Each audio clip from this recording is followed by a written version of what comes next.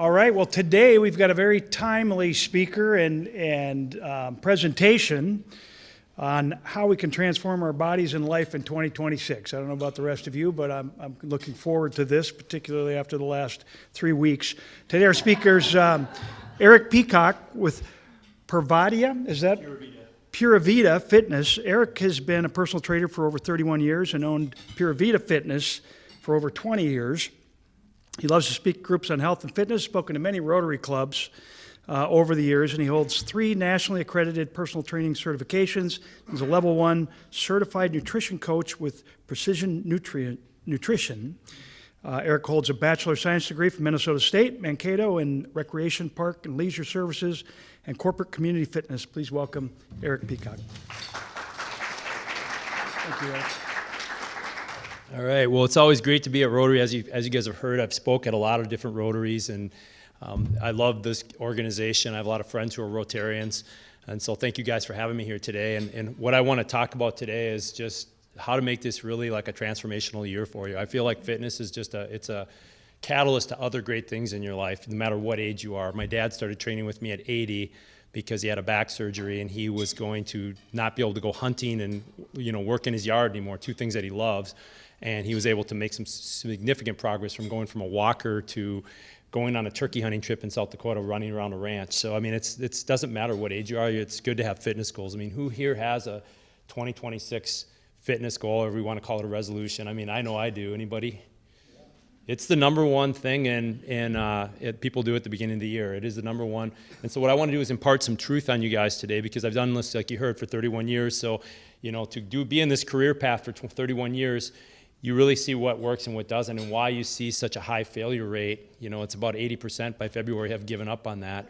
And so we want to prevent that. If anybody saw the meme out there for Planet Fitness, it was Planet Fitness came out with the 2-week membership. That was their, so it's a running joke, but I always say, well, it's funny, but it also, I can see I see where people's health is headed, and there's so much you can do to prevent it. We just want to do it the right way. So hopefully today is a day where I can put some seeds in there that maybe change the way you operate this year, so you can truly make this your breakthrough year. All right, so this is probably the number 1 step. This is a step a lot of people skip, is setting your GPS. When we've all, like even coming here today, I put this in my GPS. And a lot of people don't have a clear destination. That's why we have a GPS. Our brain is like a GPS. Is we want to know exactly where we're going. And a lot of people say, well, I should get in better shape. I should lose some weight. I want to be healthier. And we have to define what that is. And so I always go back to SMART goals. Can you measure it? Is it specific? What does that mean to you? Does it mean a certain amount of weight you want to lose? Does it mean maybe I want to run a 5K this year? Does it mean I want to be able to walk up a pair of some stairs? How am I going to measure that stairs without, being out of wind? You have to decide what that is, and it has to be something you can actually track and measure. And then A is attainable. I always say I'd like to be an NFL linebacker, but my football days are long over, so not very attainable or realistic. I see a lot of clients will say, well, I looked at a Muscle and Fitness or a fitness magazine, I want to look like that, and they don't realize that that's not going to work with your lifestyle and where you're at in life. And then R, a lot of times in SMART goals, R is the realistic, which is to me redundant with attainable, but R to me is relevant, is your fitness goals should support your other areas of your life. A lot of times people get obsessed with fitness. We were talking, I think a few of you before this, is a lot of people get obsessed with things like running and working out, nutrition, their diet. And that's not healthy, where they start to neglect other areas of their life. So we want it to be something that actually boosts those areas of their life up. And then the T is a timely. We've all worked with deadlines, whether it was in college cramming for a final, whether it was a work deadline, which we all have. There's a sense of urgency and there's focus. So we have to create some self-imposed deadline, because human nature is to procrastinate, right? So we have to put that destination in our GPS. But what's probably more important than the destination is the fuel behind it. And I can see my PowerPoint put 111. That's nice. But anyway, the power why. This is the fuel behind a goal, is what is going to drive you to go after that goal. What is going to make you get up when it's dark and cold out in a Minnesota winter day and go to the gym? What is going to make you say no to that tempting dessert that your neighbor's trying to throw in your face? And that's only going to come from a strong why. And one example I can think of is a woman I worked with years ago. Is she wanted to lose weight, but she also felt really weak, and they had an annual family ski trip. And every year she'd sit in the chalet because she physically wasn't able to ski with her family. So while her family was out making these great memories. She was just sitting in the chalet waiting to hear about what a great day of skiing they had, and she'd finally had enough. And so by losing the weight and getting strong, she was finally able to join her family on the slopes. So that was her why. It wasn't just about, yeah, I know I should probably lose weight, I want to look better, but there's something deeper there. And only you can define what that is. And sometimes you have to keep asking why. Like, well, I want to lose weight. Why? Because I want to be healthier. Why is it important to be healthier? Well, I don't have a lot of self-confidence, if I'm honest. Why do you need more self-confidence? Well, I have to speak at work, and I'm much more confident when I speak, and my job depends on it. So you want to kind of go layers down and figure out, what is that true why? Why do I really want to do this? Because if it's not important to you, you won't follow through. That tank's going to run out of fuel. And then number 3 really is, how will you accomplish it? You have to have an action plan, but it can't be a laundry list. A lot of people this time of year, they want to go from, I call it couch potato mode to Navy SEAL mode, and they burn themselves out. And so I like short and focused. I like a 3 to 5 action steps, or maybe even 2.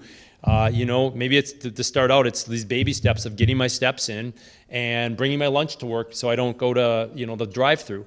Those might be my first 2 action plan steps, but keep the list small so you can focus and really drive deep. A lot of people get really wide and they just overwhelm themselves. Oh, I gotta get enough sleep. I can't have any alcohol. I can't have any sugar. And they create all these rules and all these things they're focusing on, and then they just burn out. And that's one of the big reasons why we see the high rate we do of failure by February. So we want to set these things in place. Go ahead and flip it to number 2.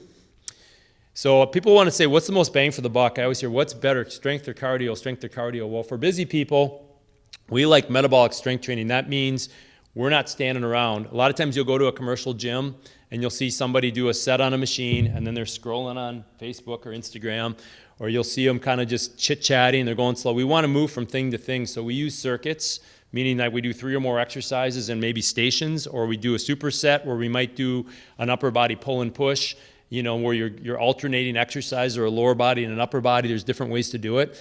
And we focus on movements, not muscles. A lot of people like the machines because they're easy, they don't have to think, but your real life is not like that. So I like people to do some sort of squatting, some kind of lunging. Lunging is getting up and down off the floor, pushing and pulling, rows and presses, because they use a lot of muscles in one movement, and they can be correlated with the actual movements in life. People say, well, squats hurt my knees. Well, the rest of your life you're going to have to get in and out of a chair, and if you don't do it well, it's not just your knees that are going to hurt, it's your back. So let's figure out how we can make you squat and make your squat pattern better, not just to protect muscle, but to protect patterns. So as we get older, we have mobility and we have quality movements, so we can do those things and not compensate and create other problems in our body.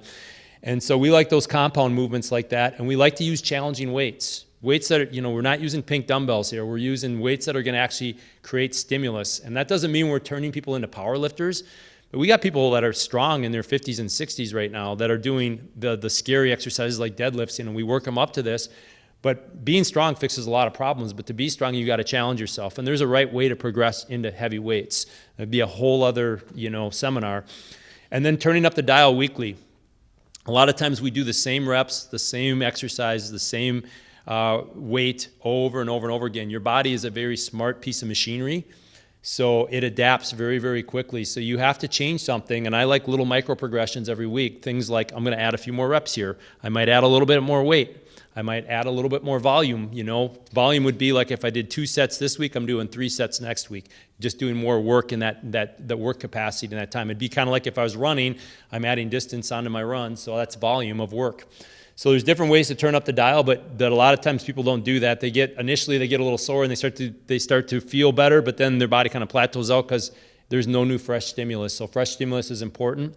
And then the other form of fresh stimulus is, we take our cars in to have our tires rotated. I just had my tires rotated the other day because they do that because they don't want them to wear down.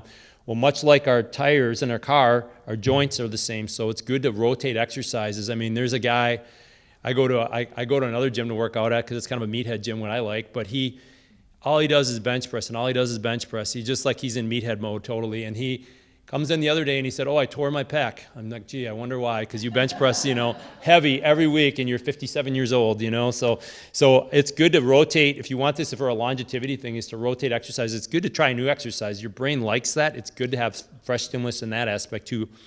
The other piece of that is that we don't want boredom. Boredom is a big reason people quit. They just start checking boxes and they kind of turn their mind off and they go through the motions. So new workouts are like refreshing. nutrition's a big part of it. If you have a weight loss goal, it's probably like 80% of your goal is going to be nutrition. Now that would be a whole other talk, is nutrition.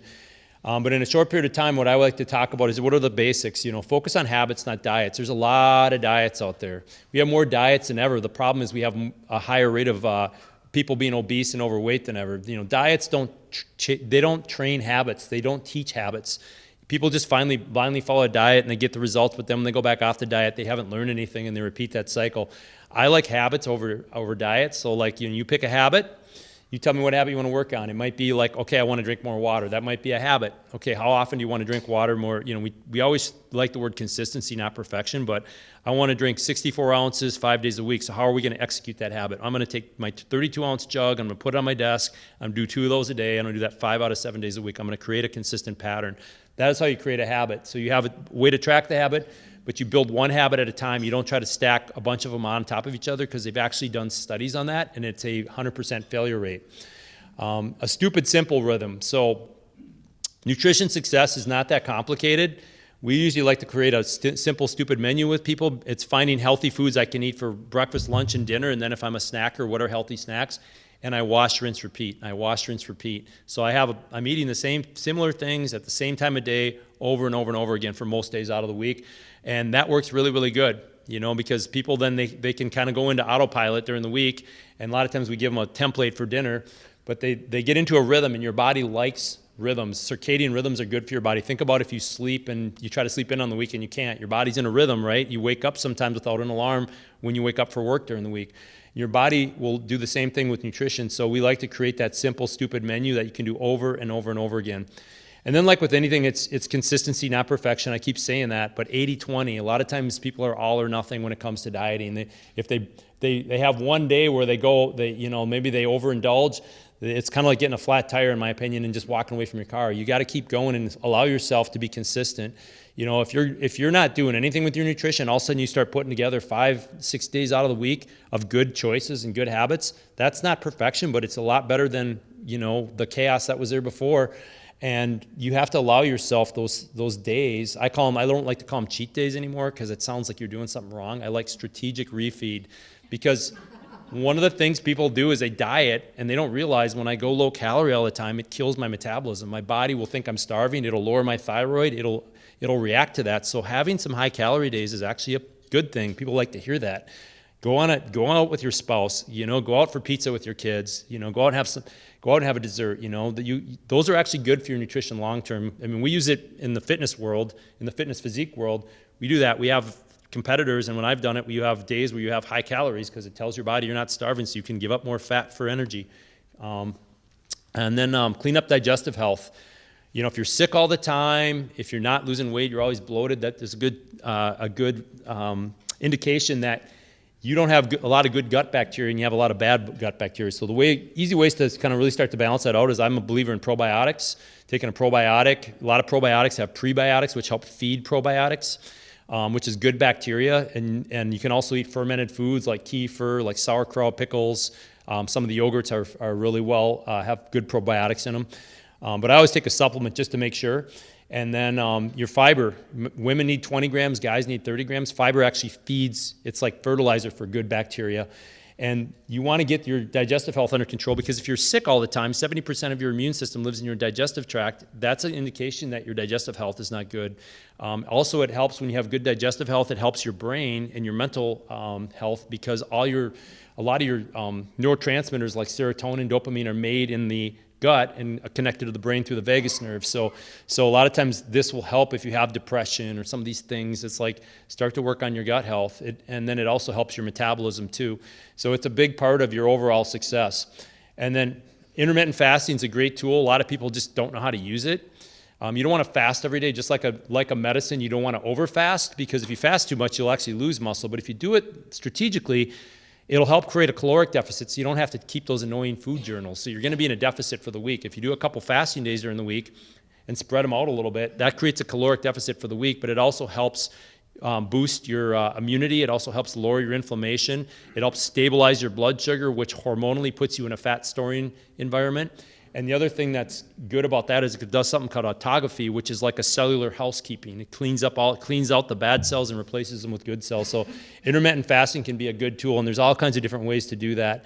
But I would be something I would highly recommend, especially when you're looking at longevity. Go ahead and flip slides. So the next thing would be stopping along the way and not just keep blindly going ahead, but like all of us have businesses or maybe manage businesses. We stop and we do a month-end review, a quarterly review. Same thing here. We got to just not, if you're chopping down a tree, you got to stop and make sure the axe is still sharp. So we got to see, how are we doing? Let's measure those things that we're trying to get better at, and are we making progress and make any adjustments? It's like I used to be a football coach, and we'd come in at halftime and we would make, adjustments for the second half, and that's what you have to do with this too. So you want to stop and reevaluate. And then also too is when you remeasure, sometimes after you're working hard for 4 or 5 weeks and you're just like, oh, I'm getting kind of burned out, I'm getting a little tired, my motivation's lacking. You see some numbers, you see some improvement. I always tell my clients it's like filling up the motivation tank again. When it gets low, I see that, okay, this effort's paying off. I see that needle moving in the right direction. It tops off that tank and keeps me going. So that's number 4. Number 5 is accountability. So I'm a coach and I believe in coaching. Coaches invest in coaching. And I think I have a business coach. I actually did a physique show in 2019, and I hired a trainer like me. My wife is like, why are you doing that? I'm like, well, because I'm a trainer. I can lie to myself. I can give myself a lot of excuses. But I think, having a coach, or if you have a person in your life that's a really well-versed in, this or something else that's going to help hold you accountable is huge. And also give you honest feedback to what you're doing. I think, the eliminating excuses and the feedback is like, there's a saying one of my mentors taught me, it's like the truth hurts and heals, but lies comfort and kill. And so they want to tell the truth and they want to call you out when you're not doing the things you're doing and if you're going down the wrong path. And then also this is important, establish your maximal sustainable effort. Another mentor of mine brought this up to me. Think about your fitness goals like a marathon here in 2026. And we run them like a sprint a lot of times. What's your pace you can push towards this goal and not burn out with everything else you got going in life? Not everybody can go to the gym 5 times a week. Maybe it's 3 times a week. Maybe it's 2 times a week to start out.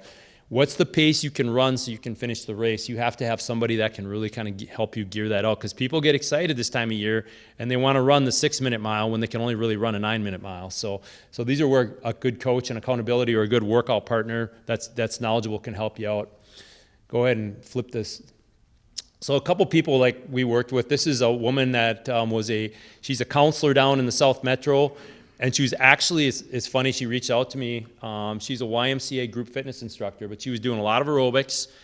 She's a foodie. She loves to eat, and she said, it's not working for me. I'm doing my steps. I'm teaching my group fitness, but I'm not losing weight. And we started to teach her like, what does real strength training look like? But the big part we really helped her with was her nutrition. And it was a slower process, but it was the right process. And to this day, she's lean. And she's in her 60s, and she took the weight off and kept it off, but she didn't try to kind of backdoor the process.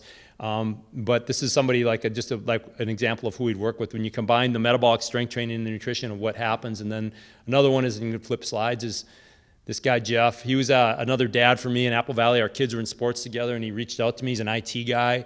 Kids are in a million activities, like a lot of us at this age. And he took off 40 pounds and it was a Dominican trip that he really kind of set. He had a self-imposed deadline, and I couldn't find the picture of him and his wife in the Dominican on the beach, but you could just see him smiling, beaming ear to ear, because he was really excited about how he looked and how he felt. So these are just a couple examples of people that we work with. We don't have celebrities, we don't have pro athletes. I mean, they're just regular people that work and don't have a lot of time and have to balance the work life and the kid life and everything. So go ahead and click to the next slide. I always hear this question, like, what's the fastest way to get results? I'm like, okay, find a program and finish it. We're in a society now where we have YouTube and Instagram. We can get workouts online. A lot of times people will do this. They'll say, oh, I like this program. And then 2 weeks later, they see something else and they go here. And they see something else, they go here. And they go here. And they just spin in circles. They never finish a program.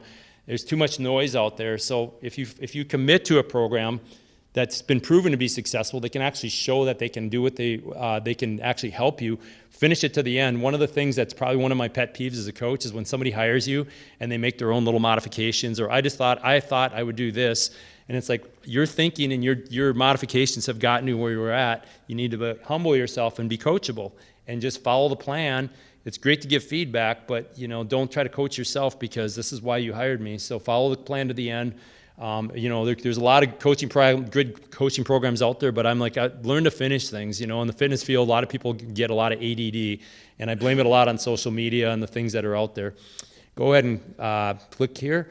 How long does it take? A lot of people in my industry that want to just separate you from your wallet will tell you, like, oh, we can get you fit in 30 days. In 2 weeks, you can be this. Even I see something about, I'm bilingual, and it took me 3 years to learn another language. Oh, you can get this app and learn. I'm like, that is such a lie. 90 days, and that doesn't mean you're home free, but 90 days is when you start to feel like, okay, this is part of what I do. This is kind of like walking my dog or like brushing my teeth. This is just part of my daily routine. It's kind of like, not, I don't want to say robotic, but it's in there now, and I don't have to think or force myself to do it.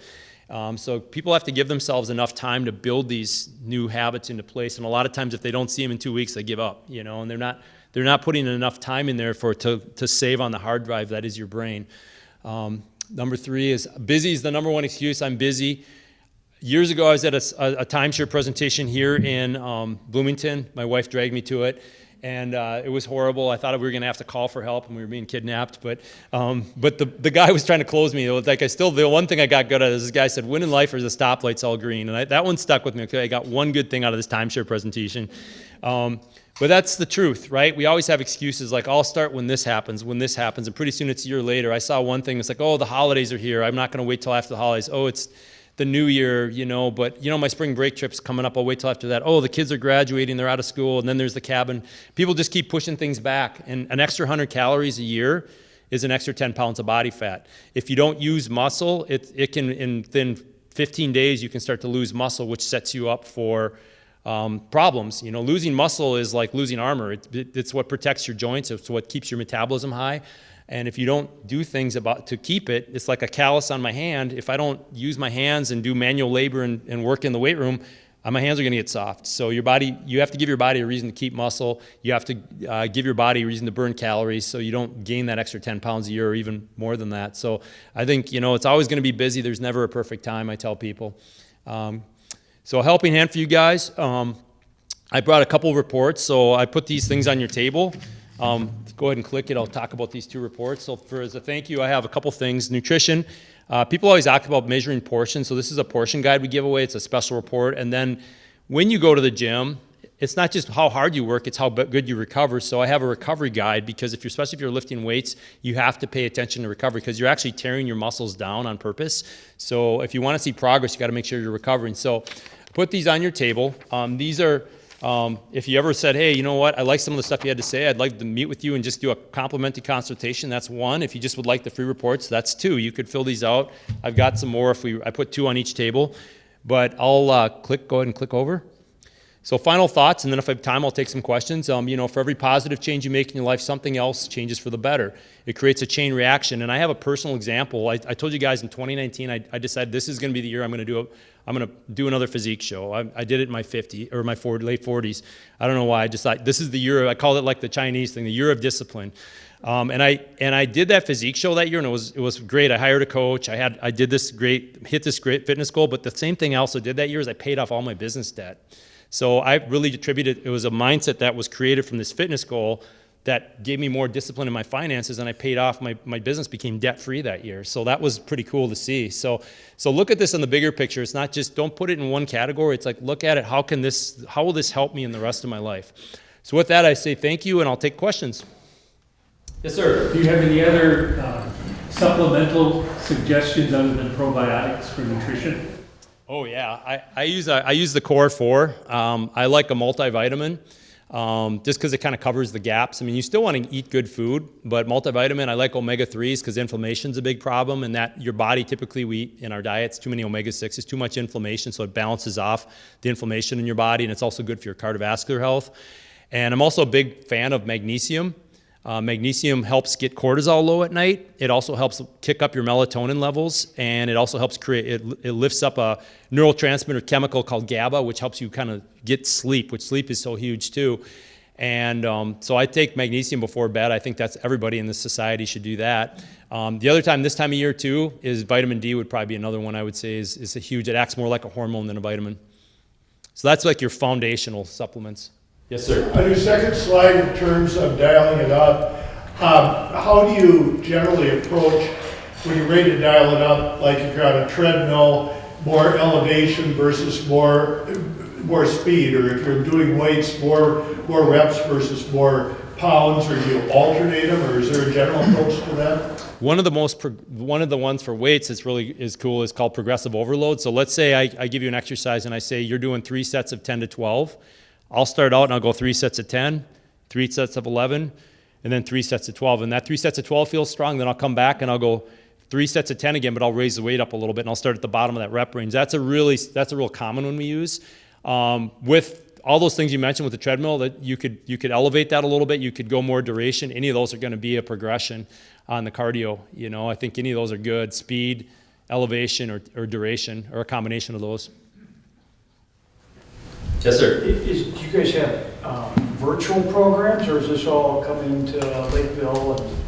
We do stuff in person, but we do online coaching too, which I have some friends out of state and people out of state I work with. And then we have an app, and we put their programs on an app so they can pull it up on their phone. And then we do calls where we work on their nutrition and their exercise and get feedback from them. So there is an online piece that we do. We do have a virtual group class, 7 a.m. Mondays and Fridays. We kept Zoom after COVID, but because we were all Zoom during COVID. But yeah, I mean, online stuff's been coming. It just depends on if that's for the right person. Some people work better, can do better online. Some people do better person. It depends on the person. Yes, sir. I want to provide a geriatric perspective on this. Since I'm be 85 next month, I figure I'm qualified. I think it's first thing, about a year and a half ago, there was a headline in the Wall Street Journal: fit people live longer, die faster. Well, I did a double take when I saw that. I read the article and I said, damn, that's a good ambition. Good incentive. Yeah. And the other thing, it's all, I started programs like this with, I think it was Kenneth Cooper back in the 60s, wrote a book that point scored a lot of different aerobic type exercises. That's what got me started, because I discovered I could find a plateau that worked and that I could keep going on for years. Well, it's important to find that and lower it as needed, because no matter what happens, you do get old. Mm-hmm. And doggone it. Whatever it is, you want something that you can keep doing, and preferably a library of things, so that if you get bored walking, you can ride a bicycle or a tricycle or whatever. Yeah. My thoughts. We do have a senior class too that we do. It looks different. We do weight training, but it's different. Yeah, I mean, I think you can still do things, and even now, I'm in my 50s now, and you have to change things up. You have to think about your joints and stuff, but to your point, there are different things. Your training just looks different. You can still train. Yes, ma'am. I don't know if you talked about this, just a couple quick ones. What do you think about the new food pyramid, and is your name from Costa Rica? It is. It is. I stole it from Costa Rica. Yeah, I actually like the new food pyramid better. Having looked at a lot of different people's nutrition, a lot of people are really deficient in protein, and as we get older, we have what's called the anabolic resistance, meaning our body doesn't synthesize or process protein as good, so we need more of it, and a lot of people are woefully under protein. So I was not a fan of the old food pyramid. I like the new one honestly better, and I think but I don't think carbs are evil. A lot of people think carbs are evil. It's just how you apply carbohydrate, because carbohydrate actually helps keep insulin or cortisol levels under control. A lot of times people on low carb, they do low carb all the time. They create problems. I have a friend who did keto for a long time, and now he's got all kinds of gut health issues and stuff. So I think it's important that you have all three macronutrients. It's just a little more balanced, I think, this new food pyramid. Yes, sir. I've noticed a online fad promoting Tai Chi, especially to people of my generation. And I'm just curious of your reaction if Tai Chi is a good approach to use or a good supplement. Good supplement. I think it's good. Any movement's going to be good. I think what I tell people is find something you actually truly enjoy. You know, there's a lot of people that don't like to run, and they feel like they got to run to get in shape. I'm like, well, if you hate it, you're not going to stick with it. But I think Tai Chi is great. It's easy on the joints. It's working on movement, gentle movement, and mobility. The funny, I was smiling because my wife showed me an ad on the Tai Chi, and here's this guy. He's all jacked up, and they're trying to make it look like all he does is Tai Chi. I'm like, no, he didn't get that way from Tai Chi. But I think Tai Chi, yoga, Pilates, those are great supplements. But, you know, I still think having at least 2 days a week of weight training is going to be huge. You know, like there's nothing that's going to replace weight training and all the fads. You know, that's where I've seen the game changer for seniors, for regular people, at least 2 days a week, if not 3. Yes, ma'am. You had mentioned intermittent fasting, and when I think of intermittent fasting, it's the same program day after day after day, and I'm sure that's not what you're talking about. So could you talk a little bit more about what you mean by intermittent fasting? Yeah. I like to call the 16-8, which most people think of, is the controlled eating window. That's a little bit different. That still gets some of the benefits of fasting, but when I talk about real fasting, like I think 24 hours or longer, because if we can get people doing 24, 36, 48, every once in a while 72, those are bigger fasts. Not everybody can go that high, but those are really have a lot, you see a lot more health benefit things happen. But you can't do those, obviously, you know, back-to-back days. You have to be really strategic. I think the controlled eating windows is a good thing you can bounce back and forth between. You know, like I have people that'll do the controlled eating window for a while, and then we might go to 2 fasting days and take out the controlled eating window. I do feel like you have to have days where you do feed your metabolism, though, for the point of if you're always fasting, your body can go into that starvation mode. And then if you do the 16-8, the real important part is that 8 hours, you still got to get your calories in that 8-hour window. A lot of times people, you know, they only eat like 2 meals and they don't eat enough. And then so that's why I say strategic. How do we apply this? You know, sometimes it's a mix of controlled eating windows and intermittent fasting, or it's really different. I've found with fasting, some people respond really well to it, some people don't, and what kind of fasting works better. Some people can do long fasts and they feel great. Other people, they feel horrible, and they're better with the 16-8s.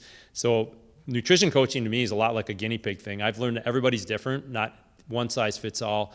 You know, somebody will come in and say, I'm doing this and it works great, but it's a lot like workouts too. I think you got to switch your nutrition up. If you're doing fasting for a while, shift something up. You know, there's other things like carbohydrate cycling and other things you can do, but your body will adapt, you know. But you know, even just having 1 day a week of a long fast is going to do some great things for your health benefit. Yes, sir. So with regard to the strength training, what's the equipment of choice? Is it free weights? You mentioned machines, bands. What are you deploying? I love free weights, and I love body weight and band. I like bands. Bands work good for certain exercises, but you know, I always call it life specific training. Like real life, I'm out in the world, and I'm not strapped to a machine and supported. I have to, like, if I have to pick something off the floor, that's a deadlift. So why don't I work on that deadlift? Make it similar to like picking up a bag of softener salt. You know, is like deadlifting.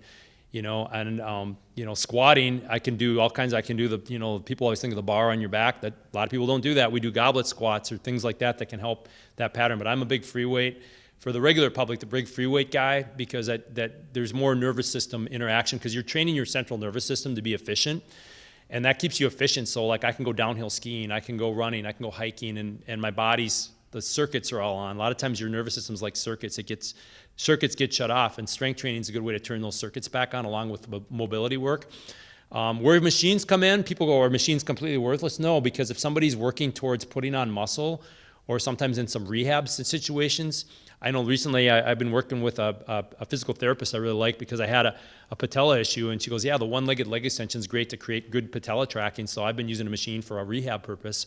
But in general, I like free weights, body weight, things that are going to help transfer over to real life and real life things you got to do.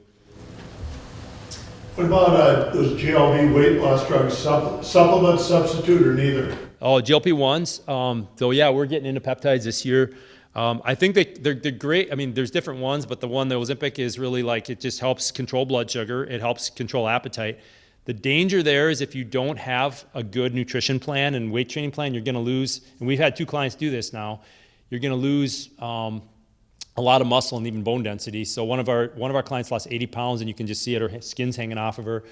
And she's a nurse, and we're trying to get her muscle back on. And the other one, I just started on one, and I taped her. She was 10 pounds down, but according to my body comp, about 2/3 of it wasn't fat weight. So if you want to change body composition, GLP-1 can help, but you got to make sure you're doing the back end stuff. So we're taking the position like, hey, I think GLP-1s can be good, but you can't just do the GLP-1 solo. It's kind of like these starvation diets. People will lose a lot of weight, and they'll look like they're skinny fat. Nobody wants to look skinny fat. We want to be lean and toned, look healthy.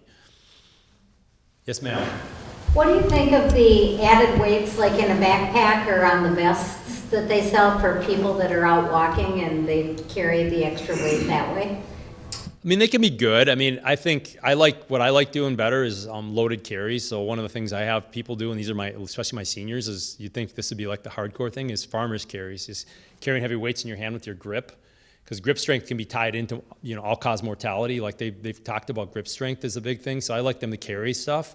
Now, if you want to do that to add a little bit of resistance to, like, if you're going to go on a hike or something, I think that's a worthy thing to do. Like, you'll see over at Buck Hill, people getting ready to go on a hike. You'll see people walking up and down with those. So it's kind of specific training. But I think you're better off if you're going to do like loaded stuff is doing like actual carries, because we do that with our seniors, and there's a correlation. You get the grip strength piece involved there too. I don't think it's going to hurt you, but I think that's been touted as one of those things, like you're going to burn more calories and that kind of thing. So. Yes. I was going to ask you, because you said use heavy. What do you think about the pros and cons of doing light weights, but just doing them like every day so that you're maintaining? Or do you maintain? Well, I think you got to put heavy weights because you're going to get more nervous. You're going to get more motor unit recruitment in your nervous system, and you're going to get more load on your body for bone density. So some exercises like deadlifts, we don't do high reps, right? We don't do light weights. We do typically lower reps, but then other things like if you were going to do some arm work or like a lateral raise with your shoulder, those typically work better with higher reps. So some exercises fit better with higher reps, some with lower reps. I think having an array, especially because you have different types of fiber types. You have fast twitch and slow twitch fibers. So like the longer sets are going to hit more slow twitch, where the lower sets are going to hit fast twitch. So I think it's good to mix it up a little bit. I mean, we don't typically, for heavy lifting, when we talk about, we don't go below like sets of 5 typically, which it feels heavy, but it's not like maxing out or powerlifting or anything like that. But a set of 5 with a decent weight is going to tax you, but it's going to be pretty safe. Plus, we always leave a couple reps in the bank. So it's like if I can do, say, 200 pounds for 7, I might do it for 5 and leave a couple reps in the bank. And that's how you get stronger. You don't grind it right up to the end. So there's, we have women that in their 50s and 60s that have deadlifted 200 pounds, or even one that did 300 pounds. And we have guys lifting over 300 pounds off the floor. Now, we had to work up to that, but they're in their 50s and 60s, and they can do it safely, but we don't do like sets of 20 with the deadlift, but. Another one. So how beneficial are the exercises that use body weight? Like I do 20, 40, 60 push-ups a day. Mm-hmm. Is that, am I getting somewhere with that? Yeah, push-ups are great, but I also would think, might be good like for the thing of rotating your joints. Push-ups are great, but they can be they're called closed chain. They can be tough on your joint. So maybe, do some switch off and do some dumbbell presses, just so you're not doing the same pattern over and over again. So. One more? Well, thank you, Erik. Thank you. Thanks, guys.